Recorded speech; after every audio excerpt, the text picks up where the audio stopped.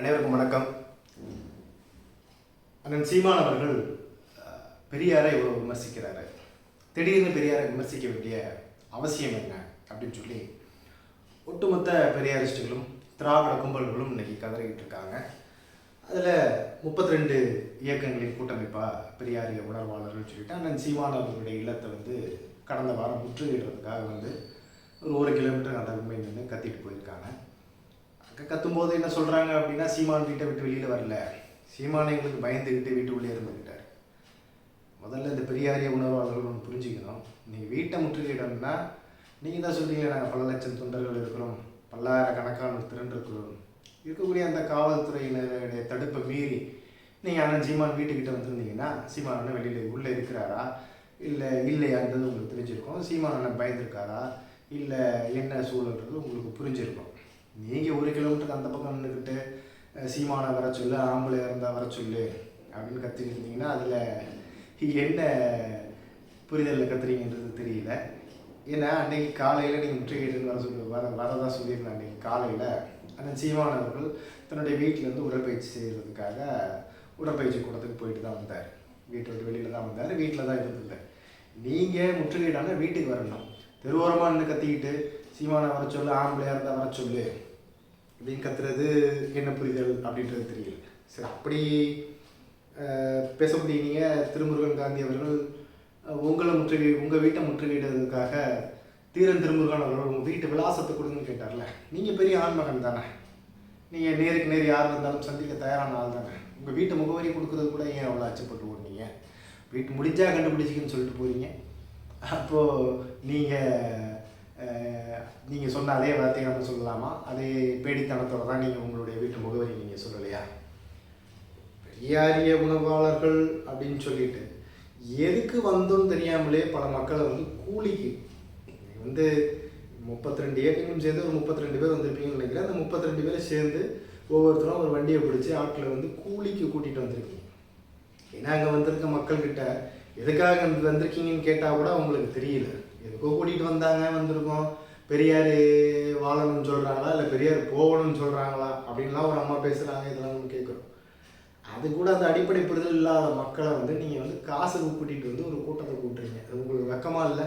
இதை கேட்டால் இந்த வாடகை வாய்கள்லாம் என்ன சொல்லுது, எங்கள் போராட்டம்லாம் முடிஞ்சதுக்கப்புறம் உள்ளே வீடியோ எடுத்துகிட்டு போயிருக்காங்க, ஆளை செட்டப் பண்ணிட்டு போயிருக்காங்க, அவங்களாம் எங்கள் ஆட்களே கிடையாதுலாம் இந்த வாடகை வாயெல்லாம் உருட்டுது. நீங்கள் பக்கத்தில் பேசிகிட்டு இருக்கும்போது, நீங்கள் பேட்டி கொடுத்துட்டு இருக்கும்போது உங்களுக்கு பின்னாடி நின்று தான் அந்த வீடியோ எடுக்கிறாங்க. அந்த தாய்மார்கள்லாம் பேட்டி கொடுக்குறாங்க. திருமுருகன் காந்தி அவர்கள் பேசும்போது தான் அந்த சுற்றி இருக்கக்கூடிய மக்கள்கிட்ட நீங்கள் எந்த இயக்கத்தை சார்ந்தவங்கன்னு கேட்குறாங்க. எந்த இயக்கத்தை சார்ந்தவங்க கூட சொல்ல தெரியல. கூட்டிகிட்டு வரீங்க, காசை கொடுத்து கூப்பிட்டு வரீங்க, நான் இந்த இயக்கத்துக்காக தான் உங்களை கூட்டிகிட்டு போகிறேன்னு சொல்லி கூட கூட்டிகிட்டு வர துப்பில்லாத நீங்கள் தான் இன்றைக்கி இந்த போராட்ட காலத்தில் ஜெயிச்சிட்டிங்களா என்ன? இல்லை. இப்போ நீங்கள் சீமானவர்கள் இது வரைக்கும் பெரியார் அவர்களை எங்களுடைய வழிகாட்டியாக ஏற்கிறோம், பெரியார் அவர்களை நாங்கள் எங்கள் வழிகாட்டியாக இருக்கிறோம், எங்கள் தலைவராக நாங்கள் ஏற்கலை அப்படின்றது சொல்லிகிட்டு இருக்காங்க. பெரியார் அவர்கள் இந்த தமிழ்நாட்டுக்காக, இந்த தமிழ் மக்களுக்காக சில நல்ல விஷயங்களை செஞ்சுருக்கிறார், அதை ஏற்கிறோம். ஆனால் பெரியார் மட்டும்தான் செஞ்சுருக்காரு, பெரியாரால் தான் இங்கே எல்லாமே நடந்துச்சுன்னு சொல்கிறனால தான் இங்கே எதிர்க்க வேண்டிய சூழல் உருவாகுது. இதை அண்ணன் ரொம்ப நாளாக தெளிவாக சொல்லிகிட்டு இருக்காரு. பெரியாரும் போராடினார், ஏற்கிறோம், ஆனால் பெரியார் மட்டும்தான் போராடினார்னு சொல்கிறது தான் நாங்கள் எதிர்க்கிறோம் அப்படின்றத தெளிவுபடுத்தியிருக்கார் பல நாளாக. இப்போ ஏன் இத்தனை நாள் திராவிடத்தையும் திமுகவையும் நான் அழிப்பேன்னு சொல்லிட்டு இருந்தாங்க சீமான் அவர்கள், திடீர்னு ஏன் பெரியாரை விமர்சனம் பண்ணணும், பெரியாரை ஏன் அடிக்கிறேன்னு சொல்லணும் அப்படின்ற கேள்வி எழுது.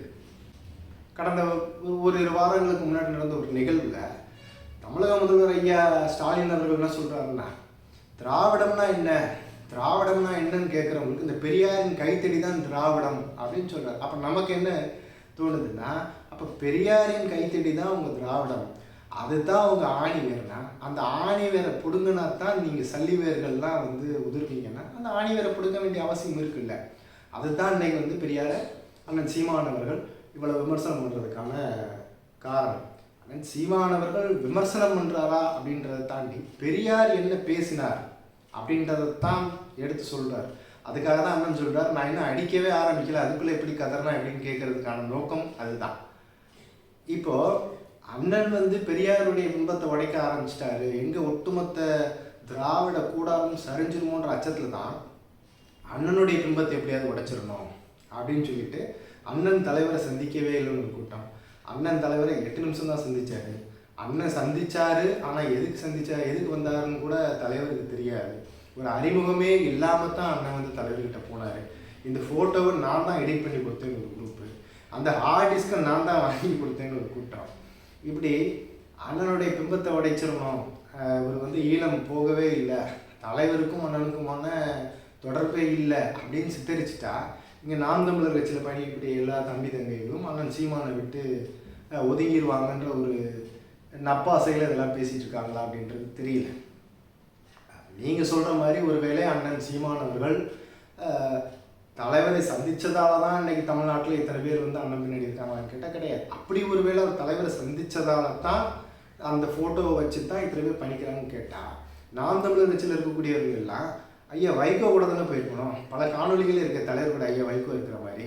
ஆனால் அவர்கள் பின்னாடி போகாமல் அண்ணன் பின்னாடி ஏன் போயிட்டுருக்கோன்னா, கொண்ட கொள்கையில் உறுதியா அப்புறம் சந்திச்சு 8 நிமிஷம் சந்திச்சாரோ 8 மணி நேரம் சந்திச்சாரோ இல்லை 8 செகண்ட் சந்திச்சாரான்றது இல்லை. ஆனால் தமிழ்நாட்டில் இன்றைக்கி 8 திக்கும் தலைவரை கொண்டு சேர்த்ததில் பெரும்பங்கு அந்த சீமானுக்கு இருக்குது.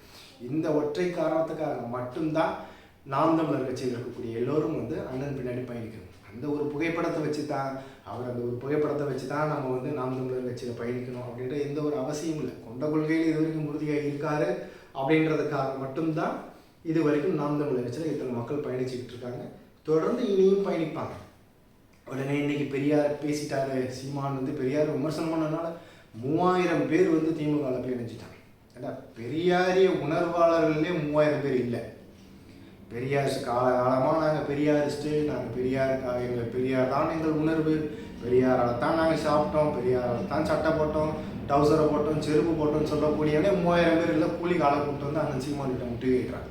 இதில் நாம் தமிழர் கட்சியில் பெரியாரிய உணர்வாளர் 3000 பேர் இருக்க போகிறான்னா, அங்கே கூட்டிகிட்டு வந்து அதே கூலி தான் இங்கேயும் இந்த அறிவாலயத்துக்கு கூட்டிகிட்டு வந்ததுக்கும் கூலியில் கூட்டிகிட்டு வந்தால் அதே தான்.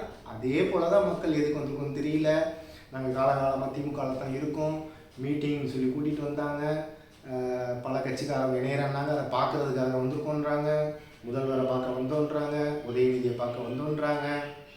இதில் நம்ம பெயிண்ட் கான்ட்ராக்ட் அன்றைக்கி நடந்த விஷயத்து நிகழ்வில் 3000 உறுப்பினர்கள் இணைந்தார்கள் மாற்றுக் கட்சின்னு சொன்னதில் ராஜீவ்காந்தியும் தன்னை நாம் தமிழர் கட்சியில் இணைந்த உறுப்பினர் தன்னை அன்னைக்கு அடையாளப்படுத்திக்கல.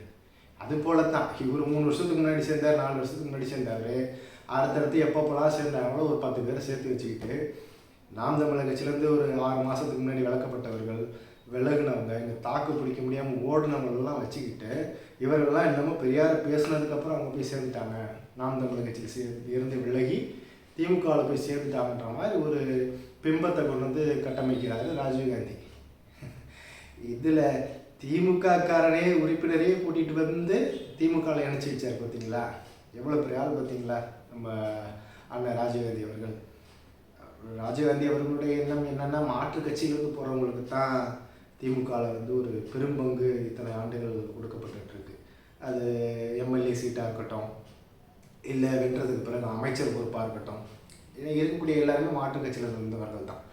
அதுபோல் தானும் ஒரு மாற்றுக் கட்சியிலேருந்து போனனால நாம் தமிழர் கட்சியிலேருந்து போயிருக்காரு. இது வரைக்கும் யாருக்கும் ஒரு அமைச்சர் பொறுப்போ ஒரு சட்டமன்ற உறுப்பினரோ ஆகலை. அப்போ நம்ம அந்த இடத்த நிரப்பிடலாம், ஏன்னா நம்மளும் மாற்றுக் கட்சியிலேருந்து போனனால அந்த இடத்த நம்ம வந்து பூர்த்தி பண்ணிடலாம் அப்படின்ற ஒரு எண்ண ஓட்டத்தில் இந்த மாதிரி ஒரு சில சில்லறை வேலைகளை அந்த ராஜீவ்காந்தி செஞ்சுக்கிட்டு இருக்காரு. அண்ணனுக்கு தெரியல, அண்ணன் அடிக்கிற அடியில் அங்கே திராவிட கூடாரத்தில் விழுற கரையெல்லாம் பெயிண்ட் அடிக்கிறதுக்காகத்தான் அந்த ராஜீவ்காந்தியை அங்கே சேர்த்து வச்சுருக்கிறாங்க. ஆனால் இவருடைய நினைப்பெல்லாம் நம்மளும் ஒரு சட்டமன்ற உறுப்பினர் ஆகிடலாம், நம்மளும் ஒரு அமைச்சர் ஆகிடலாம் அப்படின்னு ஒரு எண்ண ஓட்டத்தில் இன்னும் பல அவதூறுகளையும் கடுமையான விமர்சனங்களையும் அண்ணன் சீமான் மேலே வச்சுக்கிட்டு இருக்காரு. உண்ட வீட்டுக்கு ரெண்டகம் பண்ணுற ஆளுன்னு சொல்லுவாங்க இல்லையா, அது வந்து அந்த ராஜீவ்காந்தி அவர்கள் தான். ராஜீவ்காந்தி அவர்கள் வந்து இன்றைக்கி திமுகவில் இவ்வளோ பெரிய ஆளுமையாக தன்னை காட்டிக்கிறார் அப்படின்னா தனிப்பட்ட ராஜீவ்காந்தியோட திறமையாலையோ இல்லை தனிப்பட்ட ராஜீவ்காந்திக்காகவோ கிடையாது. நாம் தமிழர் கட்சியில் அவர் ஒரு அறியப்பட்ட முகம். அதனால தான் இன்றைக்கி திமுகவில் அவருக்கு அந்த ஒரு இடம் கிடச்சிருக்கு. ஈழம் சார்ந்து சீமான் எதுவுமே செய்யலை, நாம் தமிழர் கட்சி எதுவுமே செய்யலைன்னா ராஜீவ்காந்தி பேசுகிறார். அண்ணே நீங்கள் பேசின பழைய காணொலிகளை கொஞ்சம் எடுத்து பாருங்களேன். நீங்களே இதுக்கான பதிலெலாம் சொல்லியிருக்கீங்க. ஈழம் சார்ந்து ஐநா சபை வரைக்கும் சென்று நாம் தமிழர் கட்சி சார்பாக என்னென்ன செய்திருக்கோன்றதை நீங்களே பேசியிருக்கீங்க. இன்றைக்கி வந்து கருணாநிதி அவர்களை கருணாநிதின்னு சொல்லக்கூடாது, கலைஞர் தான் சொல்லணும்னு வந்து நீங்கள் முக்கிக்கிட்டலாம் பேசிக்கிங்கல்ல. ஆனால் அதே கருணாநிதி அவர்களுக்கு சக்கர நாற்காலியின் சதிகாரன் பட்டம் கொடுத்தது நீங்கள் தான். இதெல்லாம் எப்படி மறந்துட்டு கொஞ்சம் கூட கூச்சமே இல்லாமல் அந்த இடத்துல பல்ல அழிச்சுக்கிட்டு பப்பரமாக உட்காந்துக்கிட்டா பணத்துக்காக தானே. இதெல்லாம் எப்படி அப்படின்றதே புரியலை. அதனால் வந்து அண்ணன் சீமானவர்களை வீழ்த்தணும் அப்படின்னு நினச்சிக்கிட்டு இவர் வந்து சந்திக்கலை. அப்புறம் அண்ணன் சீமானவர்கள் தலைவரை சந்திக்கவே இல்லை, அவர் கூட படமே எடுத்துக்கலை, இல்லை தலைவருக்கு அண்ணன் சீமான தெரியாது, ஈழ போராட்டத்துக்கும் இவருக்கும் எந்த சம்மந்தமும் இல்லை. நீங்கள் என்ன சொல்லுங்கள். நீங்கள் எல்லாம் அப்படி கதறதை பார்க்கும்போது உண்மையாலுமே ரொம்ப என்ஜாய் பண்ணுறோம் நாங்கள்லாம். அதுதான். ஏன்னா இது வரைக்கும் வந்து இருக்கக்கூடிய முக்கிய ஊடகங்களில் வந்து நாம் தமிழர் கட்சி அது நல்லதோ கெட்டதோ, நேர்மறை விமர்சனமோ எதிர்மறை விமர்சனமோ எதையுமே காட்டாது. தலைவர் பிரபாகரனுடைய படத்தை தூக்கி காமிச்சா நீ போட மாட்டாங்க, தடை செஞ்சுருவாங்க அந்த காணொலியை. ஆனால் இன்றைக்கி முழுக்க அத்தனை தொலைக்காட்சிவாதங்களும் தலைவர் பிரபாகரனுடைய படம் வந்து இன்றைக்கி தமிழ்நாடு மக்கள் முழுக்க போய்கிட்டு இருக்கு. அண்ணன் சீமான் வந்து ஒரு பேசு பொருளாக இருக்கிறார். இது வந்து நாங்கள் உண்மையாலுமே ரொம்ப ரசிக்கிறோம். இந்த ஒரு கூட்டம் சொல்லுது இவர் வந்து ஆர்எஸ்எஸ் சொல்லித்தான் இப்படி பண்ணுறாரு, பாஜகவுடைய கைக்கூலியாக தான் இவர் பண்ணுறாரு. ஏன்னா அண்ணன் அவர்கள் சீமானவர்கள் வந்து பெரியார் விமர்சனம் பண்ணோன்னா பார்த்தீங்களா, பாஜகக்காரெல்லாம் வந்து ஆதரவு தெரிவிக்கிறான். அதனால் நம்ம வந்து ஆர்எஸ்எஸ் சொல்லி தான் பண்ணுறோம். சரி, ஆர்எஸ்எஸ் சொல்லி தான் பண்ணுறோம் நீங்கள் சொல்கிறீங்க இல்லை, அப்போ அண்ணன் சீமான் வீட்டையே நீங்கள் முற்றுகையிட்டீங்க. நேராக போய் அண்ணாமலை வீட்டை முற்றுகையிடுங்க, இல்லைனா எச்ராஜா வீட்டுக்கு போய் முற்றுகையிடுங்க, இல்லை இங்கேருந்து டெல்லி கிளம்பி போயிருங்களேன், அமித்ஷா வீட்டையோ இல்லை ஐயா மோடி அவர்களுடைய வீட்டை போய் முற்றுகையிட மாட்டீங்க. ஏன் தெரியுமா? முற்றுகையிட்டா உங்கள் முதலாளிக்கெல்லாம் முதலாளி அவங்க யார்? உங்கள் முதலாளி திமுக. அந்த திமுகவுக்கான முதலாளி இந்த ஆர்எஸ்எஸும் பாஜகவும். காலங்காலமாக இதுதான் நடந்துக்கிட்டு இருக்கு. ஆனால் இங்கே நீங்கள் வந்து யார் உங்களை எதிர்த்தாலும் ஆர்எஸ்எஸ் பாஜகவுக்கு கூட சேர்ந்துக்கிட்டு இவங்க நம்மளை எதிர்க்கிறாங்கன்னு ஒரு பிம்பத்தை கட்டமைச்சு நீங்கள் வந்து இது வரைக்கும் காலத்தை ஓட்டிக்கிட்டீங்க. ஆனால் இதுக்கப்புறம் அப்படி ஓட்ட முடியாது. ஏன்னா வந்து பெரியாரை எதிர்த்துலாம் இங்கே அரசியல் பண்ண முடியாது, பெரியாரை எதிர்த்துட்டுலாம் இங்கே யாராலையுமே இருக்க முடியாதுன்னு நீங்கள் இது வரைக்கும் சொல்லிட்டு இருந்தீங்க. ஆனால் அந்த ஈரோடு இடைத்தேர்தலில் நாம் தமிழர் கட்சிக்கு எதிர்பிரச்சாரம் பண்ணுறதுக்காக பெரியாரி அமைப்புகள் ஒன்று திரளுது. இது வாழ்க்கை ஒரு வட்டம் அப்படின்னு சொல்லுவாங்க இல்லையா, அந்த மாதிரி ஒரு காலத்தில் அண்ணன் வந்து காங்கிரஸை எதிர்ப்பரப்புரை செஞ்சாங்க தேர்தலில். இன்றைக்கி அண்ணன் சீமானவர்கள் எதிர்த்து பெரியாரிஸ்டுகள் வந்து எதிர்ப்பரப்புரை செய்கிறாங்க பண்ணுறதுன்றது நடக்குது. அண்ணன் அன்னைக்கு சொன்னார், இனி வரும் காலங்களில் வந்து சீமான் வாழ்கன்னு இருக்கும், இல்லை சீமான் ஒளிகன்னு இருக்கும், இது ரெண்டு தான் இருக்கும், நம்மளை சுற்றி தான் அரசியல் இருக்கும்னு சொன்னார். கண்டிப்பாக அதே மாதிரி நடந்துருச்சு. இதுதான் இன்னைக்கு அரசியல். பெரியாரை விமர்சனம் பண்ணுற சீமான் வந்து பாஜக ஆர்எஸ்எஸ்னுடைய கைக்குலி தான், சீமானுடைய முகத்திரையை நாங்கள் கிழிச்செறிவோம் அப்படின்னு சொல்லிலாம் அந்த வாடகை வாய்க்கள் உதாரணப்பட்டு திரிகிறாங்க. அண்ணன் சீமானவர்கள் அந்த ஈரோட்லேயே, எந்த ஈரோடு பெரியார் பிறந்த ஈரோடு, அந்த ஈரோட்லேயே பெரியாரை செதிலாக புரிச்சு வெங்காயம் போது போட்டு வச்சுருக்கிறாரு. நீங்கள் போகக்கூடிய எதிர்பிரச்சாரம் பண்ணக்கூடிய நீங்கள்லாம் போய் அந்த ஒன்றுமில்லாத வெங்காய தோள்களை அள்ளிக்கிட்ட தான் நீங்கள் வரணும். இதைத்தான் நடக்க போகுது. நீங்கள் வந்து அண்ணன் சீமானவர்களுடைய பிம்பத்தை உடைக்கணும் அப்படின்றதுக்காக நோக்கத்தை கொண்டு தலைவருடைய அண்ணன் மகனை வச்சு நீங்கள் வந்து பேச வைக்கிறீங்க. இதுக்கு அண்ணன் தெளிவாக பதில் கொடுத்துட்டார். இதுக்கு நான் பதில் சொல்ல வேண்டிய அவசியம் இல்லை. என்னை சுற்றி ஒரு உலகம் இருக்கிறது, அந்த உலகம் அவருக்கான பதிலை கொடுக்கும். நான் தலைவரை சந்திச்சிருக்கிறேன்னா இல்லைன்ற பதிலை கொடுக்குன்றது தெளிவாக சொல்லியிருக்கார். அதன் பிறகும் புதிய தலைமுறையில் வந்து ஒரு பத்திரிகையாளர், பெண் பத்திரிகையாளர் வந்து தொலைபேசியில் யாருக்கிட்டேயோ பேசிக்கிட்டு அவங்க கேட்கக்கூடிய கேள்விகளுக்கு இங்கே அண்ணன்கிட்ட கேள்வி கேட்குறாங்க. இந்த மாதிரி வந்து தலைவர் பிரபாகரனுடைய அண்ணன் மகன் வந்து நீங்கள் சீமானை சந்திக்கவே இல்லை, அங்கே நடைபெறவே இல்லை, இந்த மாதிரி ஒரு சந்திப்பு நடைபெறவே இல்லை அப்படின்னு சொல்கிறாரு, இதை நீங்கள் வந்து எப்படி எடுத்துக்கிறீங்க அப்படின்னு கேட்கும்போது அண்ணன் வந்து அவன் கிடக்கிறான் ஒரு பிக்காளி பையன் அப்படின்னு சொல்லிட்டு போயிட்டார். ஏன்னா பல முறை இதற்காக பதில் சொல்லியிருக்கிற காரணத்தால் இந்த ஒரு வார்த்தையை, இது இயல்பு பேச்சு வழக்கில் உள்ள ஒரு இயல்பான ஒரு வார்த்தை, இந்த வார்த்தையை பயன்படுத்திட்டு போகிறார். அதுக்கு முன்னாடி அண்ணன் என்ன பேசுகிறாருன்னா, ஏன் பெரியாரை எதிர்க்கிறீங்கன்னு கேட்கும்போது, பெரியார் வந்து தமிழர்களை சூத்திரர்கள், தமிழர்களை தாசி மகன் வேசி மகன் பெரியார் ஒரு வார்த்தையை சொல்லி பேசுவார். அந்த வார்த்தையை அப்படியே சொல்லி இப்படியெல்லாம் பெரியார் பேசியிருக்காரு எங்களை. அப்போது நீங்கள் தாசி மகன், நீங்கள் வேசி மகன், இப்படி பெரியார் சொல்கிறது நீங்கள் அப்படின்னா தமிழர்களை மட்டும் ஏன் சொல்கிறான்? எல்லாரையும் நீங்கள் சொன்னீங்கன்னா நீங்கள் எங்களுக்கானதான் நாங்கள் உங்களை ஏற்றுக்குவோம். ஆனால் நீங்கள் தமிழர்களை இவன் வந்து வேசி மகன் சொல்லிட்டான், தாசி மகன் சொல்லிட்டான்னு சொல்லி பெரியார் சொன்ன வார்த்தையை, என்ன வார்த்தையை பெரியார் பயன்படுத்தினாரோ அந்த வார்த்தையை பயன்படுத்தி சொன்னார். அதுக்கு நீங்கள் என்ன பண்ணுறீங்க, ஒரு பீப் போட்டு அந்த காணொலியை பரப்புறீங்க. அதன் பிறகு தலைவர் பிரபாகரன் அவர்களுடைய அண்ணன் மகனை பிக்காளி பையன் சொன்னதுக்கும் நீங்கள் வந்து ஒரு பீப் போடுங்க. இப்போ என்ன கொண்டு வரீங்கன்னா, முதல்ல பேசும்போதும் அவர் அந்த தாசி மகன் வேசி மகன் பெரியார் சொன்ன வார்த்தையை பயன்படுத்திய வார்த்தையை சொல்லி தலைவருடைய அண்ணன் மகனை வந்து திட்டாரு. ஒரு மாவீரர் குடும்பத்தை சேர்ந்தவர்களை அவர் இப்படி வந்து பேசலாமா அப்படின்னு வந்து பரப்புறீங்க. இது முகம் சுளிக்க வைக்க வேண்டிய அவசியமாக இருக்குது, இது முகம் சுளிக்கக்கூடிய ஒரு நிகழ்வாக இருக்குன்னு சொல்லி பத்திரிகையாளர் மன்றமெல்லாம் நீங்கள் வந்து கண்டனம் தெரிவிக்கிறீங்க. புதிய தலைமுறையில் இதுக்கு ஒரு விவாதம் நடக்குது. அதில் செந்தில் கலந்துக்கிறாரு. திமுகவில் இருந்து ஒரு 200 ஊப்பி அவங்களாம் வந்து ஒரு பெரிய மனுஷன் சொல்கிறதுக்கே ரொம்ப அசிங்கமாக இருக்குது. அண்ணன் சீமானவர்கள் பிக்காளி பையன் என்ற வார்த்தையை பயன்படுத்தினார். அதுக்கு வந்து இடமான கார்த்தி வந்து மூடத்தனம் என்னும் பொருள்படக்கூடிய ஒரு வார்த்தையை தான் பயன்படுத்தினார்னு தெளிவாக சொல்கிறாரு. ஆனால் இந்த 200 ஊப்பி என்ன சொல்லுது, பிரபாகரன் அவர்களுடைய குடும்பத்தையே அந்நியே அசிங்கப்படுத்தும் விதமாக ஒரு வார்த்தையை இவர் பயன்படுத்துகிறாரு.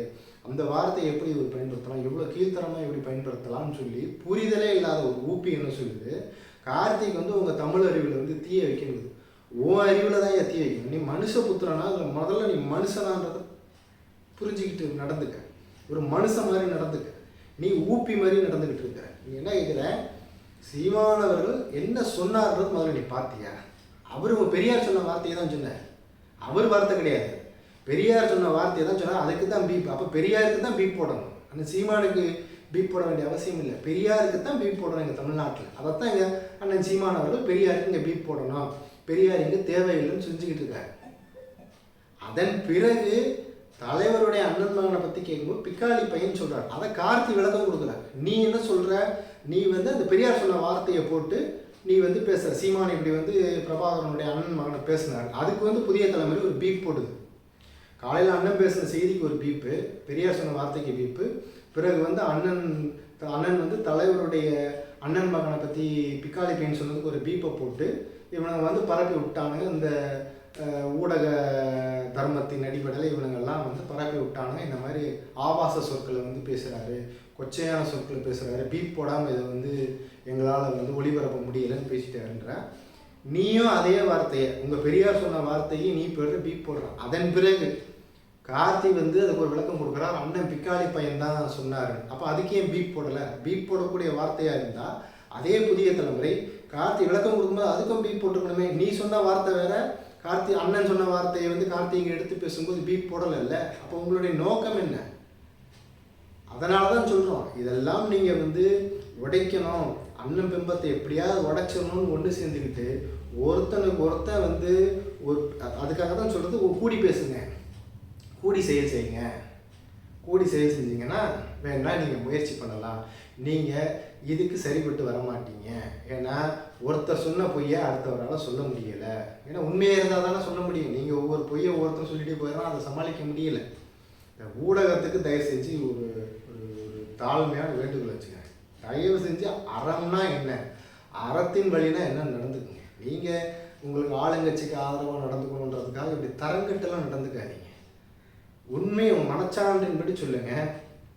பெரியார் சொன்ன வார்த்தையும் அண்ணன் சீமான் அவர்கள் தலைவர் பிரபாகரனுடைய அண்ணன் மகனை பற்றி சொன்ன வார்த்தையும் ஒரே வார்த்தையா?